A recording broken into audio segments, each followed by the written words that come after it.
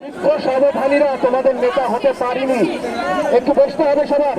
নজরুল বহু আগে বলে গেছেন, তোমাদের মাঝে আছে নেতা, তোমাদের মাঝে আছে বীর সব্যসাচী, তোমাদের নেতৃত্ব তোমরা খুঁজে পেয়েছো, তোমরাই গড়বে নতুন বাংলাদেশ। আজ সারা দেশের মানুষ রাস্তায় নেমে এসেছে। সরকারে যারা এখনো ক্ষমতা আঁকড়ে বসে আছেন তাদের বলতে চাই, দেয়ালের লিখন পড়ুন। এইভাবে আর মানুষকে দাবিয়ে রাখতে পারবেন না।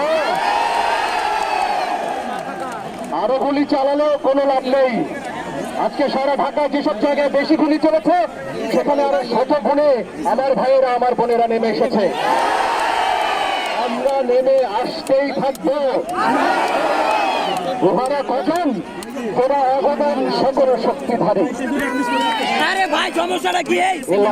এই সমস্যাটা কি? পালানো শুরু হয়ে গেছে, আর পালাতে দেব না। আগে ভুল করেছি, সাধারণ ক্ষমা হয়েছে। 191 জন পাকিস্তান চলে গিয়েছে, আর ছাড়া হবে না, বিচার হবে। এই জনতা আজ জেগে উঠেছে, বিচার হবেই। আজকে আপনারা বলছেন আলোচনার পথ খোলা। আমার ভাইয়ের, আমার বোনের, আমার সন্তানের রক্তের উপর কিসের আলোচনা? যদি বলেন ক্ষমতা ছাড়বেন, তাহলে আসুন এখানে বলতে পারি কিভাবে ছেড়ে যাবেন। আমাদের ছাত্ররা বলবে, আমাদের তারুণ্য বলবে যে কিভাবে আপনারা ক্ষমতা আমাদের জনগণকে বুঝিয়ে দেবেন। এছাড়া আর কোনো আলাপ হতে পারে না। জয় আমাদের অবধারিত।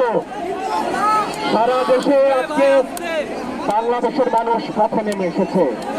সেখানে হিন্দু নেই, মুসলিম নেই, পাহাড়ি নেই, সমতলের মানুষ নেই, শুধু বাংলার প্রথম শ্রেণীর নাগরিকরা নেমে এসেছে। তার হক আদায় করতে নেমে এসেছে। এই জেগে ওঠা মানুষ, জনশক্তি, এই জনসমুদ্র ফিরে যাবে না। একটা ছোট্ট কবিতার অংশ দিয়ে শেষ করি। মুক্তিযুদ্ধের সময় এই কবিতা আমাদের শক্তি জুগিয়েছিল। এই দেশ যে আমাদের, সে কথা আমরা মনে করি। যারা ঘরে এখনো বসে আছেন তাদের বলছে এই কবিতা। ঘরে বসে অনেক মানুষ রাতে ঘুমোতে পারেন না, কষ্ট পান, কিন্তু কোনো এক অজ্ঞাত কারণে, অজ্ঞাত ভয়ে এখনো ঘরে বেরিয়ে আসুন। কারণ আজকে যখন খুঁজতে গিয়ে নিজের কবরখানা, আপন খুনের কোদাল দেখি সর্বনাশা বজ্র দিয়ে গড়া, কাজ কি বিধায় বিষণ্ণতায় বন্দি রেখে ঘৃণার অগ্নিগিরি, আমার বুকেই ফিরিয়ে দেবে খ্রিস্টবাজের থাবা। তুমি আমার জলস্থলের মাদুর থেকে নামো, তুমি বাংলা ছাড়ো।